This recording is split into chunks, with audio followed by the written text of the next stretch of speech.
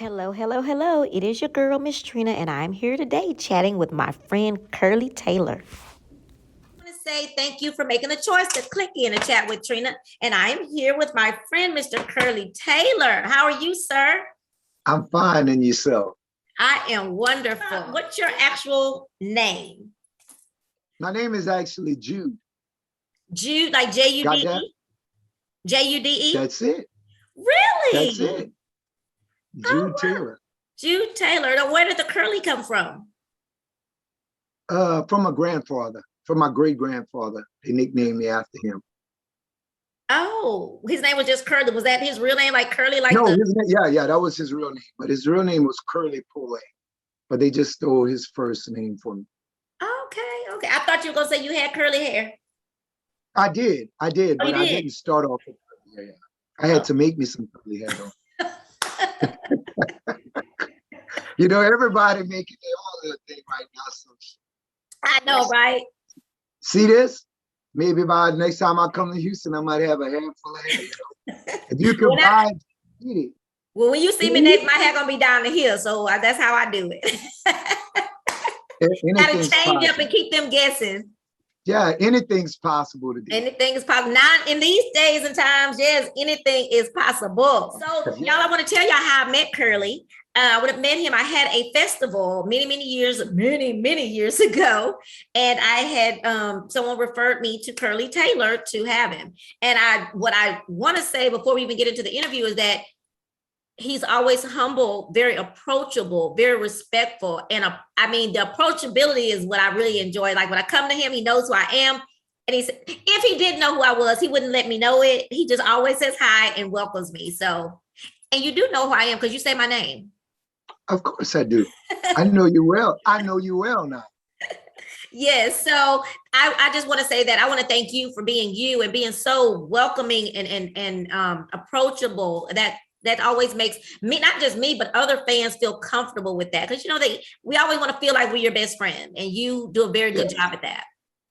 Well, you know, I maybe could have a big hit if I wanted, but I mean, it's not me that makes me lovable. I guess I am who I am, but it takes the fans and people that appreciate you to come out. I mean, I could sit at a piano or sing or whatever by myself and just think that I'm all that by myself, but it takes the people to appreciate you, you know, and so that's why I always give thanks to the people that's coming out. Well, we definitely appreciate that. I tell people I cannot stand CC's Pizza. You ever heard of CC's Pizza? Yes. Okay. I hate CC's Pizza. But do you know I'll go eat pizza there? Because when I walk in the door, they say, "Hey, welcome to CC's," and I feel welcome. So exactly. That's why I go. So you know what? You just brought up something that leads to this thing that I call connections and relationships. So you see, it's like, you know, if you have a connection or a relationship with somebody, it'll work for you, you know? You go where you feel welcome, you know? Exactly. Did you see that little baby at your show? The one that was dancing in front of it, that was stumping in the front. Yes. She was feeling it. Yes. She was really feeling it. I could not get my eyes off of her because she was really in tune at times. She wasn't even just dance. She would just stand there and watch you play. And I thought she was really into it. It was touching her. It was moving her. She's gonna be the next Rosie or Dora, that baby. Yeah, exactly. Doing something. Yeah. So where are you from, Curley? I'm originally from a town called Grand Coteau, Louisiana. Wow. Never heard of that? Never. I like a shop. What's it close to? It's between Karen Crow and Opelousas, right on 49. Okay. And now those two places are. Say that again. I know where those two places are, Karen Crow and Opelousas. Exactly. And we're right off of 49. One side is Grand Coteau, the other side is Sunset. Well, now I moved and I live in Sunset now. So from my birthplace, I just moved across the highway. Now, is that okay if I ask you about your family? Are you married? You have kids? I'm married. Have no kids. Yes. I have no kids.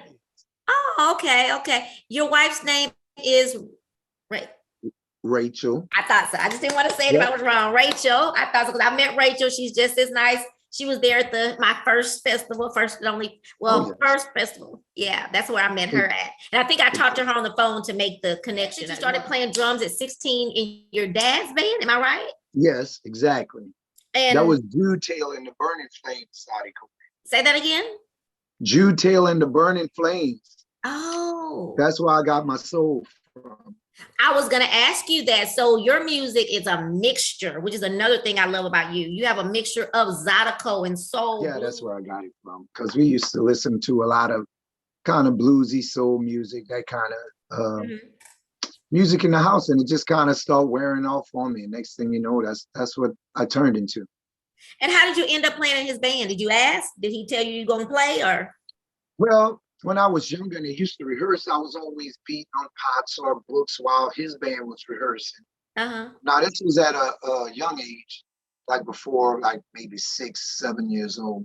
I was doing that. But then as I got older, I used to go to their rehearsals. And one time their drummer didn't make it or whatever. And he knew I could play a little bit. So he had made it and I got put in a position. And ever since that, I kind of just was the drummer, you know, and it was fun whenever you're young. Yeah. You want to make as much noise as you can, and drums is a good instrument to make noise. Yes, it is. So that's how it started, and I kind of got my ear of just being on music and all, you know. When did you decide to try that accordion? Well, I was still playing in my dad's band, but my drummer that I used the other day, Boss Hall, Eric Minix, he used to come visit while we rehearsed with my dad, because he lived maybe a mile down the road, but he could hear the noise traveling down the street because we were out in the country, you know. So yeah, he would hear the noise, he'd come. That's how I actually met him. We rehearsing, some little guy stick his head through the window like, hey, what's going on in there, you know? So he would never, so he started hanging around us because he wanted to play drums. But I was always the drummer, and he had no position in the band. So, you know, there's somebody always shoo-shooing in your ear. So he came like, hey, man. He was like, you know, they got young Zydeco bands that's starting to form. Why don't you learn to play accordion and start your own band? I didn't know that was his way to move me off of drums. So he could become my drummer.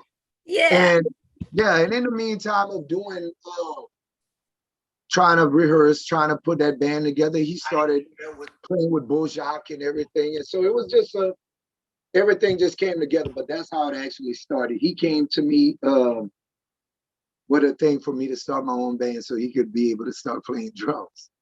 Okay, that's funny. That's funny. Yeah, so I thought he was just trying to move you out the spot. Yeah, that's what I was saying. You know? Yeah. But so, go ahead. But I'm not mad at him. No, because he in the band. Exactly. And I mean, God knows if he wouldn't have talked to me to do it, God knows, you know, maybe we wouldn't be having this conversation. Exactly. You know, so things happen for a reason. They do. So I also read in your bio that you had an opportunity to start your band earlier, but you decided to tour or play with another band first. Tell us about that. With CJ Chenier? Yeah, well, I'd gone out a few times and done a couple of tours with CJ. And I was a drummer for a lot of Zydeco bands and blues bands back around this area. But so I recorded this record and I was playing drums for Gino at the that's when I recorded the Country Boy record. Okay. So I was actually playing with Gino. So we were playing like maybe Thursday, Friday, Saturday, and Sunday every weekend. So I was actually making some money to where I know like most Zydeco bands, when they start, they have to start from the bottom, scratching, you know? Yeah. So, and I had then kind of got used to having money or making money by playing music. Mm-hmm. And I didn't want to start from the bottom with my band. I was like, I don't have a record, I don't have a CD. Let's hope people come out and listen to us. So I stayed with Gino for like maybe a year or so after the CD came out, and people were calling overseas, local, East Coast, West Wow. Coast for the band, but I didn't want to give up a job that I knew that was paying. Yeah, So, that or makes like, sense. yeah, just to start and go do one show and then lose my position. So I didn't want to do that. So I stayed with the band to where I kind of gave myself a deadline. Okay, now it's time for you Mhm. to stop this and start. And by then I had a bunch of people were starting to call me a lot. So Okay. I'm like, all right, you'll be able to fly. I just Yeah. didn't want to jump out the nest without knowing I could fly. And that's smart. That's a good way to think.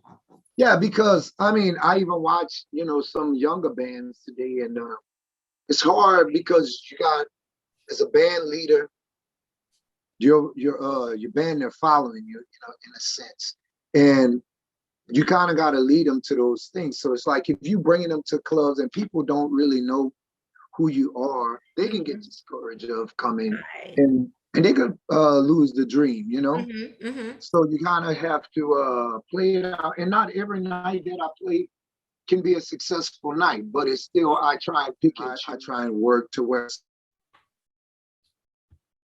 them. It's not always about me winning all the time. It's Yeah. like because I know they have families too, and I might not make it that night, but I know I'm gonna eat another time. So it's like it's Right. just to keep the band going and keep Yeah. them satisfied, and just knowing your position as a leader, what you need to do it.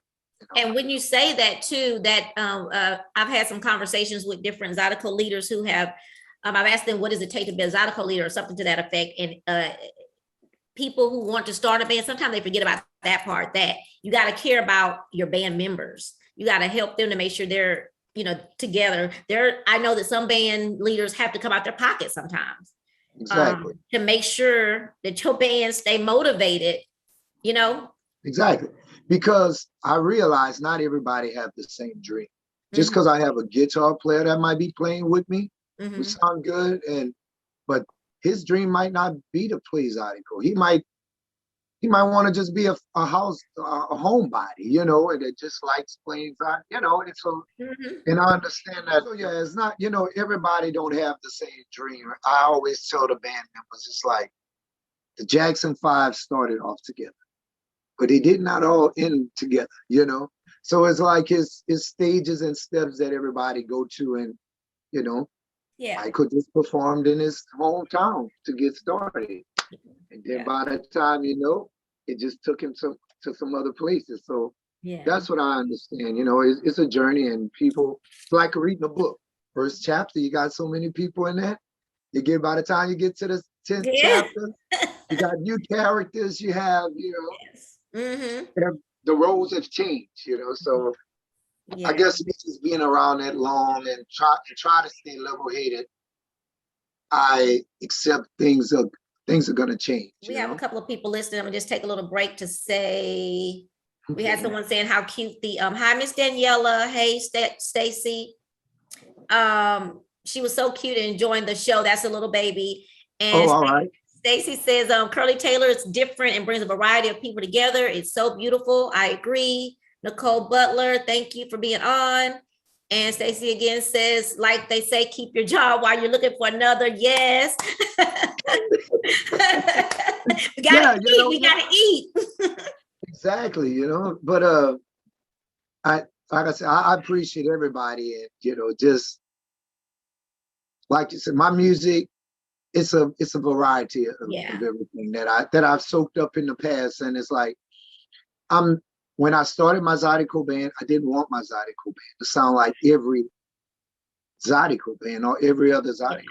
You Yeah. know, Yeah. like your chat with Trina. I mean, you don't want your chat to be like the next person chat Right. because theirs was successful.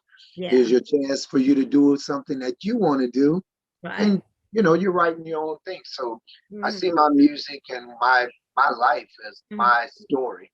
Yeah. So why Yeah. would I make my band sound like this other Someone band? else's. You know, Definitely. Yeah. And I just hope that people appreciate it. That's what it is. Well, on that note, I'm going to read one more comment. Floyd Butler said hi, but Daniela says, tell Curly that I'm enjoying my CD, Rise Up. Tell her I appreciate it. So you said you only played with, you said Gino? Well, that's who I was when I started the my CD. Once I recorded and put it out, but I played with a lot of serious cats in Louisiana. Name a few. Well, I first started off with my dad's band, Curley Taylor. I moved over to my uncle, Little Buck Senegal. Was your daddy okay with you moving over to your uncle's band? Not at first, but I had to ask.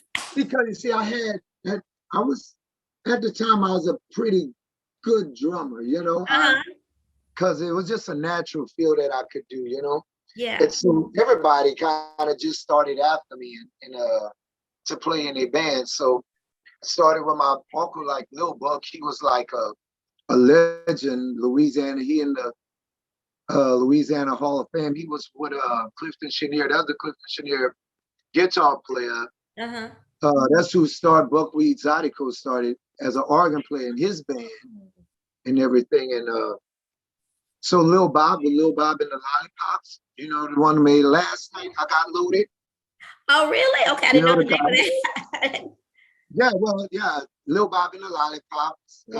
Played drums in his band with my uncle Little Buck. With the horn player that played at Clifton Chenier, the blind guy that played saxophone. I was like in the band with all those old cats. With C.C. Adcock, Steve Riley. I was like the youngest guy playing in the drums in that band. So it gave me, that's why I got a lot of old school from, because I had to play so much of the old school music with the guys that laid it down the generation before that played with Rock and Dope C and all those people. I got a chance to play with all those guys as drums. So I kind of got a chance to get seasoned well before I started in my band. And I kind of seen things that I wanted to do and things I didn't want to do with my band by doing it. It gave me that experience. Yes. Yeah, that was that was definitely a good decision. It helped you, probably made things a little bit easier than had it been you just jumped out there. Exactly. And you know what? By me playing with those guys, it also gave people it gave me a name, because now my name was tied into like legends in Louisiana. So it's like, Curly, call Curly. And that's how, so once I started my band and, my name was going around, that's how it was, I think, that much easier for me to get my foot in the door, because everybody kind of liked it. Knew already who you were. Exactly. Yeah. And I was trying to be likable. Yes. that's people. I don't know if people, and I'm not going to just say musicians and actors, but entertainers, people period, don't understand, even at work, a regular job like mine, you don't know how far it goes being likable. No, everybody's not going to like you, but just being likable or being a good person can take you a long way. How did you decide on the name of your band, Zydeco Trouble? I was a big blues fan, still a blues fan, but Stevie Ray Vaughan from Austin, Texas, he had a band called Double Trouble. So I'm like, Double Trouble. I said, well, I'm going to play Zydeco. Why don't I call my band Zydeco Trouble? Got it. Okay. That's how it came up. And, everybody was like, hey, when your band come to town, we don't want to have any trouble on. No. We're like the coolest of guys. We all got our leads, but nothing happened, I know you've toured in California. I did not realize that people were in California enjoying Zydeco until Joe Norman. I interviewed Joe Norman, and he was like, "Yeah, they tour in California." Like, well, what's happening in California? And then I interviewed Andre Theory, and he informed me. So, what is it like in California doing Zydeco? Are there a lot of Zydeco fans like there are here, or? There are not that many. Like in California, you may have about maybe 3 or 5 Zydeco bands in California. I'm thinking, and that's like from Northern California to Southern California. But like Clifton Chenier, which is the king of Zydeco, they've been touring California, all those areas like years ago. Like in the 70s and everything. Really? They've been in New York, France. Zydeco's been all over, and it's because of Clifton Chenier. He opened the door to where people's like, a black dude playing an accordion?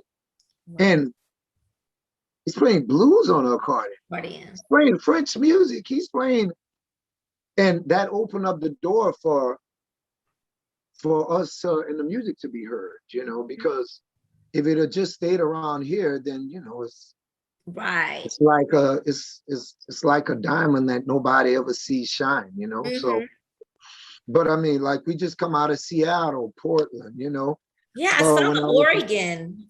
Yeah, I mean, we're all over Denver. I mean, places you wouldn't, little towns that throwing these big festivals up in Colorado, Chicago, all these places. But I think it's possible because of people that opened the door before us, like the Clifton Cheniers, the Rockin' Dootsies, the John Delafosses, the Boozous, because Bojack, because I tell everybody there's always this change in the guards. If you have a minute, I'll explain something to you. So, and it's only my take. I could be wrong because I don't want to, but it's my take. Yeah. So, they was playing La La Zydeco music around here, and back when they got it popping, Clifton Chenier was the man. Okay. So Clifton Chenier was the man. Now the world is starting to hear about it. So now you don't have to play in Opelousas and Houston and all Beaumont and Port Arthur, all these places, because now the world is starting to, what is this they're playing? Oh, I want to book him. So once they start booking him, well, then the next person that was in seed maybe could have been Buckwheat Zydeco. So when Cliff starts to leave the nest, well, guess what? The next rising star comes up. Yeah. So Buckwheat takes that spot and he becomes the hottest thing in this area. Yeah. So well, now the world starts to say, oh, who is that getting hot over there? We need to take him out on there. Well, the next thing you know, Buckwheat leaves, then who comes up? A Boozoo will come up, Yeah. Boozoo will start playing around the place, New Yorkers start hearing about Boozoo, so they start to pull him out. So now next thing you know, a John Delafosse start popping up, Wow, yeah. Then next thing you know, Bojack will come up. Bojack is the next hottest thing, TV wants to get Bojack, so now Bojack going to Italy, he's going to France, so he's not in this area anymore. So they take him up. And then that's just what happened with all these. It's just a cycle is gonna happen, So it's like once you get a name and you get hot and the world starts to hear you, they'll want some of the action, but not all Zydeco bands, I think, want to travel, because a lot of people they like to just play, they fine with just going between Texas and Louisiana, and that's them, But I'm just saying when they start hearing you all over and they got this, then you'll start moving out. But it's just a change in the guard because there's always the old line, the young line that's coming up. And at one point, the young line is going to turn into an old line, and then there's another young line. That's just the process of it. What do you think about the changes of Zydeco music? I think everything changes. Sometimes in the dance community that I'm in, people say, oh, that's not the dance because they don't do this or they do this and they shouldn't do that because that's not the dance. But the thing about things have to evolve in order to last. So how do you feel about the new things in the Zydeco world? Well, like you said, honestly, things have to evolve. I tell everybody because some people, crazy thing, I was in upstate New York. I'm playing a show and a lady came up to me and she told me, you're not playing Zydeco. I said, what? I said, what do you mean I'm not playing Zydeco? Oh, you're not playing Boozoo, you're not playing whatever. I said, are you talking about like Zydeco that was 10, 20 years ago? Zydeco? I said, because that ain't what Zydeco is now. I say, so maybe that's what you've what you were brought into music on Zydeco was. And Mhm. things has evolved because I tell everybody, I guarantee you, the first rock and roll song that was ever made, if you put on a rock and roll song today, it does not sound the same. If you put on the first country song that was ever made, Mhm. you put on a country song today, it It's doesn't not. sound the same. I mean, First think about gospel record, you know, yeah, first gospel record ever made. They is don't, so not the same.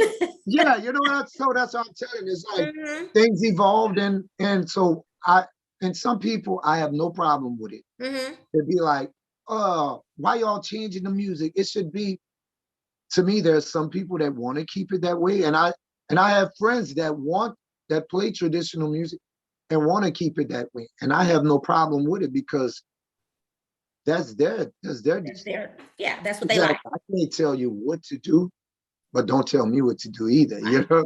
So Yeah. it's like things have to evolve. If you want to listen to traditional music, then you follow traditional bands. If Mhm. you want to hear something that sounds a little different, you listen to a different band, you know? Right. And I actually design my music Mm. not to sound that way because not everybody likes traditional Zydeco. Right. So I wanted to have a band that might have said, I don't know, it's not for me. I wanted to bring something to my music so when people heard it, they'd be like, you know what? I might not like Zydeco, but it's something that he's doing with it. Yes. I like it. Yeah. So that's why that's why I do Definitely. the music that I do, you know? It's Mhm. like, because not everybody like the same thing. Everybody doesn't. I hear people, my friends, when I ask them the Zydeco, they'll say, I'm not going to no Zydeco, girl, because that's the same music all night long. I said, well, then you haven't heard Exactly. Zydeco music now because it's not all the same. Um, I think about when we were talking about evolving. Think about Ronald Isley. You know, he's had to move on with the times, and he is Great. him and what's Uncle Charlie, who I'm going to see next week and week after next. But they had Charlie's the to change. best. I Yes, mean, yes. I mean, look, same kind of music, but they had to change up a little bit to. to keep up with the times. And And they he's are very, again just like they were. You know. yeah, and he's still on it, man. hmm He is still on it. You do write music. I heard you say that. So, do you like one better than the other, performing or writing? No, I like them both. They You both like them go both? hand. Yeah, it's like writing a song and getting started on a song. I guess it's like raising a baby. Oh You, yeah. you want to see it come from this little small thing, and then you want Mhm. to see it grow, like what it turns into. So Yeah. like writing it, putting the song Mhm. together, then getting out there and getting with the people because you want to see how the people respond to it. React to it. Yeah. Do you ever sell your music to others, or does anyone ever ask you to write for them? Yes, but not often Not often. because, and sometimes I get people to, because sometimes I get writer's block. Sometimes I Of can course. just flow, but then Mhm. sometimes I'll run into a wall, and then I'll Mhm. do get people to come help me, like just jump over this Mhm. little one obstacle. Because Yeah. what I found in the past is that a lot of times, even though it's a good song, if Mhm. somebody gives you a song, it might not be a song for you, to For where you. you really don't connect with. And that's one thing that I'm starting to find out. It's like Yeah, I can you see don't that. feel the song or know it. It's like you just singing the Singing. words to it. Yeah, Mhm. you know what I'm saying? That So it's makes like sense. when you write a song that you kind of been through or something, or you Mhm. know about it, Yeah. it just feels so much better. You know, Yeah. they're great songwriters too. They're great Yeah. songwriters that might come around me and they'll, oh, I see it. And they might write a perfect song for me. And I'm Mhm. like, wow, how did they do that? You know? But Yeah. they got great songwriters Yeah. out there. Do you think that there's a difference between Zydeco and Creole music? To me, not honest. I don't think. To me, it's all the same thing. They Mhm. people kind of call it. They may try and separate it to me, but it's all the same All the thing. same to you. That's Okay. And what stamp do it. what'd you say? Stamp it. I say it is Stamp all the it. same. It's all the same. What is the most challenging things about being in this business, in your opinion? Staying focused. Mm, It is hard for me to stay focused. For the first year of the pandemic, we were out around Portland when they were starting to shut down the country. Well, shut down the world. And we done our last gig there. It was a Mardi Gras show, and we were coming back home from Mardi Gras, and they started closing things down. So I've been writing all these songs for many years that we're working on to put on another record that's not going to be a Zydeco record. So I'm like, oh, all this time I'm going to start working on this record since we won't be touring or traveling. And I burnt a whole year of procrastinating. And I was like, so you've been saying you want to do this, but you dropped the ball. Yeah. So just before the year was over, I was able to get the band in, go in the studio, and I've done one song since then. One completed song. Can you believe that? I have about 9, 10 songs that's about like 70% through. That's not, I just need to get focused and go back and finish it. I got videos that I started. This one song, I was trying to see if this is United, but this one song we march. I was getting some great feedback on it. I sent it to California. I got the same guys that done the Beat It record, the Michael Jackson record, the Purple Rain record, the Chronic record, Snoop Dogg. I got those people to work on my record and get it back to me. Started shooting a video for it. I dropped the ball. I never even finished the video. So it's like, it's crazy. My family reunion song that just had gone like gold on this on the Southern Soul Market. I done a song called Family Reunion. I started shooting a video. Never finished that video, you know. Curly. So when I was gonna try to finish the video, I got this cut in my face. So where I was like, I heard about that, yeah. So I'm like, I don't want to do a video with a big scar in my face / you know, but I mean, it's here to stay now. So I'm gonna have to just suck it up and maybe put on some shades or maybe do like I'm doing right now to kind of just cover it a little bit and just finish. But I'm like, the song was hot 3 months ago. Now you're gonna put out a video? Like, come on. But we would still like the video. I got a booking agent. But I got someone in New Orleans. I got a booking agent from California, but I got someone in New Orleans doing a little bit of management on me. But I still say that I run the whole thing. And it's bad. But it's bad though when you're trying to run a company all by yourself. You know, you got to let people do what they're supposed to do to help you. Exactly. Yeah. It's hard. And that's why I think I lose focus at, because instead of me just focusing on music, I have a gazillion one thing said. Yeah. And that's when I think you lose your focus. I'm the same way. I have so many things going on.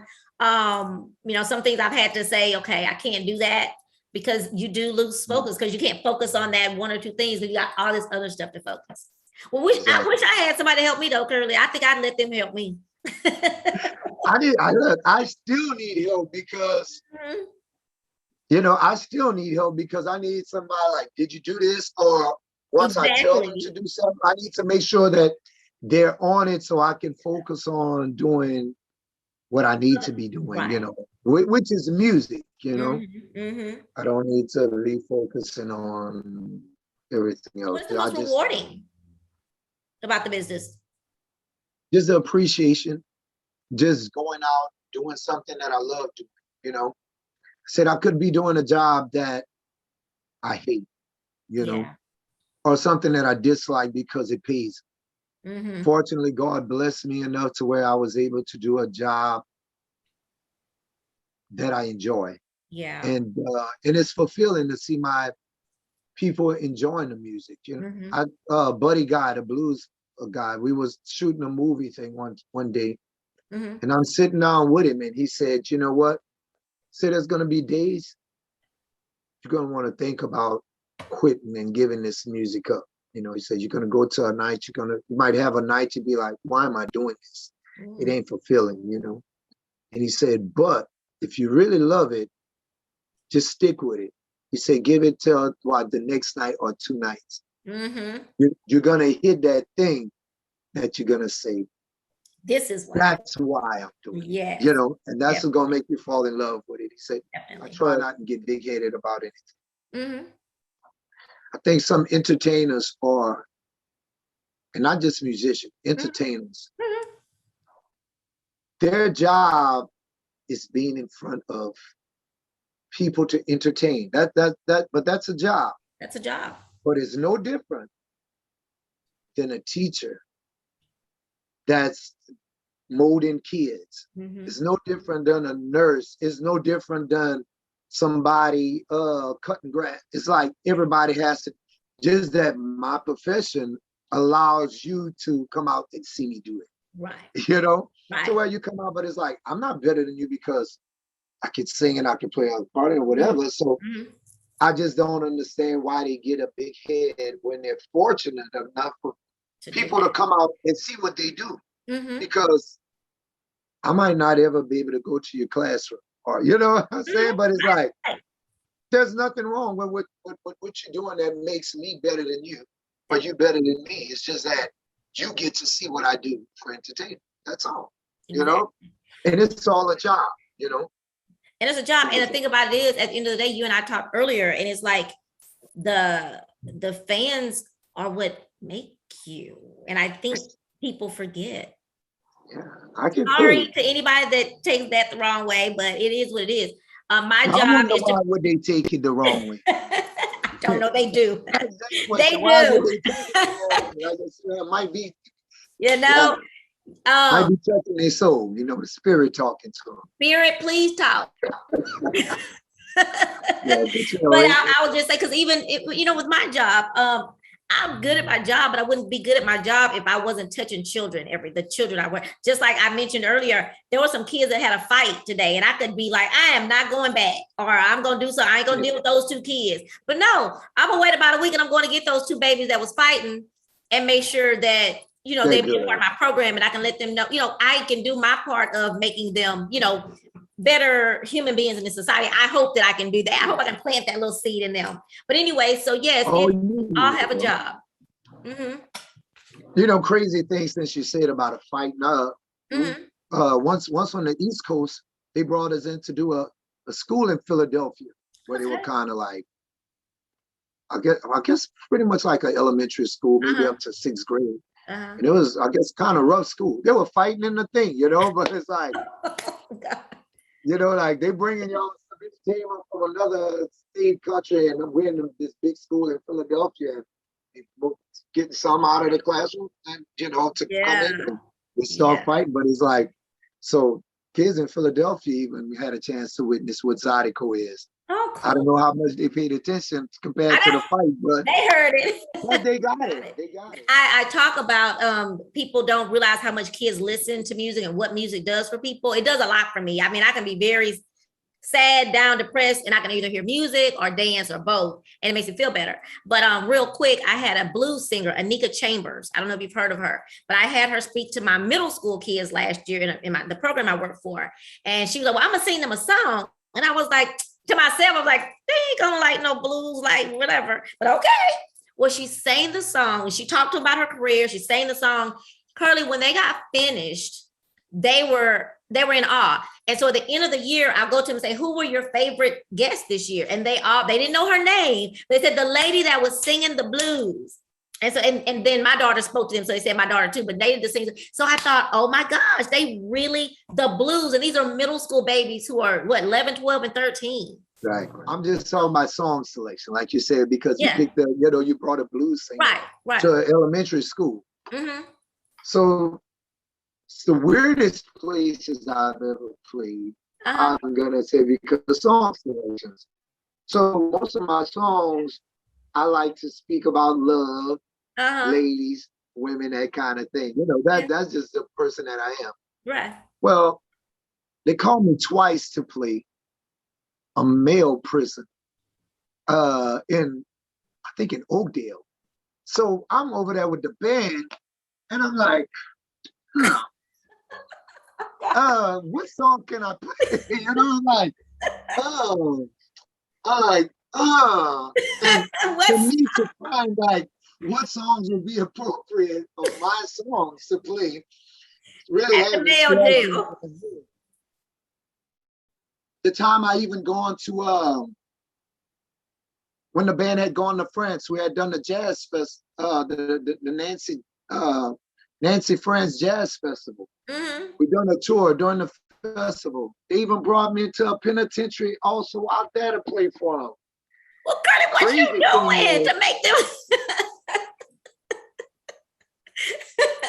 I'm like, and they barely understand English. And they had a few people that could understand, but I'm like, I don't even know what to sing to these guys. You know what I'm saying? My music is not catered to them. So I don't know what the blues. I might have should have took that lady to one of those because I She didn't know how to was. sing to the fellas. That was too Really. funny already. But I have to mention, to get your thoughts on it. You know, the violence on the trail rides that's going on. We definitely had our dear friend Chris Ardoin was, something happened with him before, and then a 14-year-old that was there as well. So some of the I've been talking about it for a very long time on the show, asking questions, and it was always, nothing we can do about it, blah blah. But then this tragedy happened, and so I ask you, do you think there's anything that could be done? And if so, what would be some of your suggestions? All right, so I don't attend that many trail rides, but from the outside looking in, or even I would just say at any event.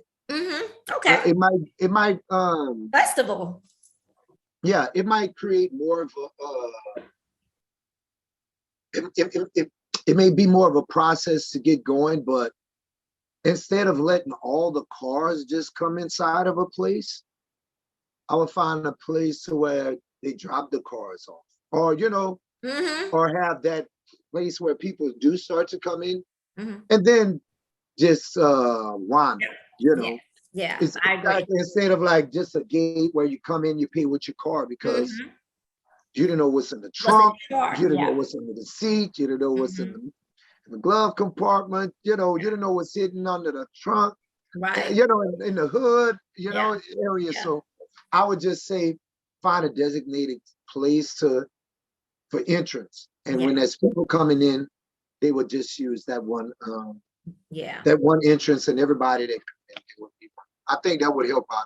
I definitely think it would help. And like I always say, I know that we probably can't totally eliminate, but I think there are things that we could do to try to help. I think that would help. I think that would help. Yeah. I definitely talked about the wand and the even the portable ones that you walk through. It's going to be a little bit of extra money, but it's worth saving somebody's lives. And if you're saving lives, it's going to make your event better. No money's worth a life. No money is worth it. Not. And that's what I just said. I'll just have it gated to where once you come in, you're just coming in as a body. You're not bringing a car in. Because now your arsenal with your arsenal in the car. Exactly. Yeah. And, it's sad because, believe it or not, Louisiana, even though I don't really attend that many trail rides, but I would love for them to have trail rides in Louisiana. And honestly, they don't even have trail rides in Louisiana anymore. It's like it's like a thing of the past. Everybody from Louisiana is going to Texas to go to trail rides, and I mean, they used to be so nice over here, but now it's like turned into a big old gang fight or whatever, But I just think that, I talked to some of my friends to be like, well, how's all this fighting happening? I said, well, in my scenario again, what I think. So Zydeco has grown so big to where it's not just if you have a trail ride in Sunset, where it's just going to be the Sunset crews that are going to come. You're going to bring Ville Platte, you're going to bring Eunice, you're going to bring Lafayette, you're going to bring Brobridge, you're going to bring out Cecilia. And so what happens is, only my take of it. So you have a crew that's in Sunset that feel that they are I'm the man of the crew. Yeah. Well, what happens is well, they got a crew in Sicilia too that feels that way, or wherever Lafayette, they feel that way too. So now when they all come together, it's like, what? Y'all better respect me. Oh, you better respect, because it's now it's like they feel that they are that person. Right. And now it's like, so that's what happens when you start to put in like all these lines. Yeah, the egos lines together, and now that's what happens. Yeah. But I tell everybody, I mean, I could be wrong, but if I go to a place, I'm not trying to bust up my hands fighting somebody. I mean, I'm going to have a good time. You know, I don't know what the concept is. Yeah, yeah. I mean, if I have to defend myself, I would do that. But if I'm going out with, you know, to have a good time, dance with ladies, see my friends, that's what I want to do. I don't want to leave away from there, maybe get hit in the head with a bottle. And, you know, it's like, so I don't understand, you know, but it's like you say, it's the ego. It's the ego of, why can't we all just get along? Let's get along. What advice would you give to someone who says that they're wanting to go into this business? Do your homework. And specifically as a Zydeco leader. I'm sorry, go ahead. I would tell them do their homework, because things ain't always what they seem, you know? Yeah. A lot of guys, they may go and see their favorite Zydeco artists or whatever and see them playing and they think, oh, I want to be that. And there's nothing wrong with wanting to, but it ain't like they most probably just jumped to that place. Right. You know, it took them a lot of hard work to get there. And that's my big thing. Do some homework. Do some homework. Get everything squared away and go at it. You know, it's your life. If you want to do it, go do it. Just do your homework, you know, to be successful. And not everybody, I found out, and what I say success is. You know, because exactly, you know, I think that on that Lauryn Hill or that Fuji thing, she said she just wanted to be ghetto fabulous. I think she said all she really set out was to sell 500 copies, you know, and she would have been, you know, she'd have felt like that was success to her. You know, so it's like I tell everybody, don't judge success on that, because even though I could sell 1 million records, I might be unhappy thinking, oh, I'm not successful. I should have sold 10 million records. Right. You know, or somebody might be like, you know, to start a band, you know, oh, I want to see 500 people in the club to be successful to me. Somebody might be, man, I just hope somebody comes out tonight that heard my name, that want to come. And it could be like, whoa, it worked. Right. You know, somebody listened to me, you know? Right. So I tell everybody, you don't have to judge your success by somebody else's success. You know, if something makes you happy and that's what just because you can't be nobody else at the end of the day. And that's a real good point. Your success is not somebody else's success, or someone else's success is not your success. Exactly. I always tell people, set your goal for what your success is, and then when you meet that goal, you make your next goal, and then that's how you keep sane. Exactly. You know, that's how you keep mentally healthy, by, you know, doing that. Milestones, setting milestones, if you will. Exactly. And being focused, staying focused. There you go. Looking forward when I come to by Chris at that club tonight, because, you know, like I said, I like to get into the music, but I said, I have to look at my crowd, and when I see there's certain people, I have to adjust. Yes. Whatever. Yeah. But look like that crowd is gonna be what I can do. You know what I said? You'll be able to do a lot. People at Chris's place, I've been there a few times. They're just a family. It's so crazy. It's so weird. It's like a big ass family there, and everybody just enjoying yourself. Now, from my understanding, there's not been fighting. There haven't been a lot of stuff. And then, you know, Chris's personality, he makes everybody happy. Exactly. Speaking with him the other day, that's what I seen it. And you know what he told me? I just want you to come have a good time. Come do your thing. He says it's just gonna be like a backyard party. I just want you to come. He said, do what you want. just have, it's just the vibe of going there. And I told him, I said, I've been wanting to play. I was waiting for him to call. Then so I said, well, let's make it happen, Yeah, yeah. And so we made it happen. I'm looking forward to it. I am definitely too. I like that and you said you haven't met him in person yet, right? No, I don't think I. Yeah, it's gonna even be better when you meet him in person. He's gonna be your brother. I also play like with a rock band, drums for a rock band, and with this rock band, the guy CC Adcock, he does. That's who got us in the True Blood movie, but he like bump shoulders with all the big guys. Wow. We played for this guy that got the founder of GoDaddy and stuff. We've been playing his parties. We played some stuff with Justin Timberlake already over there. With Darius Rucker. So when I go out next week, I'm gonna play drums with them. Well, in that band, I play drums, I play accordion, I play rubboard, and I have to start practicing my drums though this week so I can get back on it, So because I haven't played drums. Yeah, you can't go out and not be able to have a little bit of practice. And get paid, yeah. It sounds like a lot of fun. Yeah, and you know what I appreciated so much? I have nothing to do. I'm not the band leader. Yeah. People say, Curley, where you going? I don't know. I just follow what they tell me. I don't have no stress about nothing. Yeah. Curley, your plane ticket is at the airport. Somebody picking you up, da. Send me what I gotta do. Yeah, it's not with my band. Right. Oh, this one know what time to be there. That one know what time. Oh, everything said hotels is all. It's. Yeah. I just enjoy that time to leave and Yeah, take the load off of my back.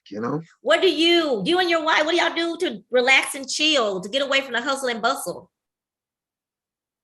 My wife, she just likes to get away from the house. She likes to go outside. We might go ride bikes. Okay. Bicycles or motorcycles? No, bicycles. Okay. I had a motorbike, but I got rid of it. I was teaching her how to ride. She fell in the yard, and that was it. She's like, I'm done with it. I'm done I don't blame you, Rachel. I don't think she ever got.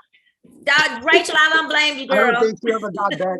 I don't think she ever got back on the motorbike before. And then, so I was riding a bike and I was on a crotch rocket once, and I noticed I got up like 130 miles an hour, and I was just going to third gear. And I was like, I said, man, if anything happens to me, if a dog come out or a car pulls out, I say, this is it for me, And I said, or even I'm going slow and I fall and break my arm. I don't need to be playing all the time. I can't afford for no injury to happen or whatever, So I'm like, you know what? It feels good, it's fun, but it's like this one of the things I'm gonna have to give up, cut out of mine. Yeah, so I just have to get rid of it. And I don't do that. Well, here I'm into car racing. I'm starting to get back into car racing, like drag racing. She used to have a car that she would take she used to have a Mustang that she'd run to the racetrack too. But she's not into it that much no more, but I got something. I'm going to a big car race soon and she's coming out. So just that kind sounds exciting. But you're not driving them, are you? Oh yeah. Yeah, well, I was, but now I'm starting to kind of get that. Okay. I said, because you're going from the crop ratchet to the race car. Yeah. Well, we used to have little street cars. We used to go run to the thing, but then again, you know what this leads to? Not staying focused. I don't need to, and that's one of the problems, Just stay focused, Curley. Stay focused. Exactly. She like, now you're doing this car, da. You need to be finishing these videos. These songs, like, yeah, I know. And so just staying focused. Now I don't feel so bad because I do the same thing. Like I can be. I'm finishing up a master's program, another master's program, and I'm so behind on the homework because I can't focus on it because it's like, okay, I gotta go do this. But hold on, let me type this in right quick. Well, let me send this email. And by the end of the day, I came off a whole day work and haven't done the homework. All right. So look, we're gonna throw a plug, but let's see if they're gonna give us some money though. Have you ever tried that focus factor? Maybe we might have to try that thing, focus factor. I know, right? Just to stay like that way, you know? In the box. That's the only time when you stay in the box with the focus of the stuff. Well, I'm a personable guy. Most of the time, if you hit me up in a Facebook message or an Instagram message, I will respond. You could book me through my website, which is booking at curleytaylor.com. Or if you're not a website type of person and you just kind of on Facebook and Instagram, just hit me up. Everything is Curley Taylor. If you find Curley Taylor, you will find me. There you go. And if you don't know me by now. Oh, I love it. I love it. Find your music on all the platforms. Yes, you should. And the crazy thing is, not all my music is on the platform. Oh. Because I'm not focused enough to make sure all my music is on all the platforms. You know, they'd be like, Curly, you know how much money you're missing from it? We ain't gonna go there. But yeah, I need to stay focused. Focus is the word. I might do a song called Focus. You know? You should do a song called Focus. And let me be in the video. And let me be in the video. That's where it originated from, yes. Yes. I could come be in the video. Maybe that'll help. That sounds cool. That'll sound cool. When are you gonna be able to focus enough to finish the song?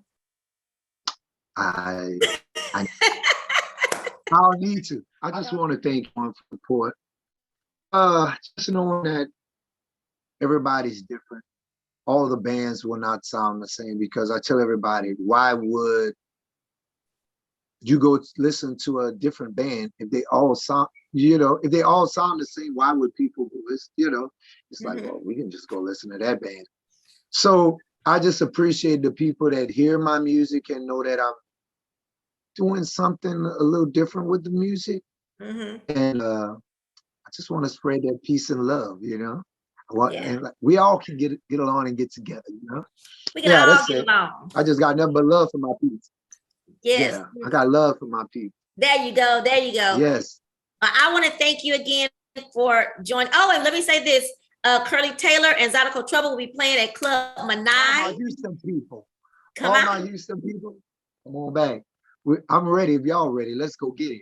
Yes. And at Chris's place, it is nothing but a party. So you're going to have a good time there. With the weather change, it's not humid outside. It's going to be really nice out there. So I just wanted to throw that shout out. Thank you, Chris Freeman, for booking a variety of Zydeco bands. I think it's wonderful and you're so awesome.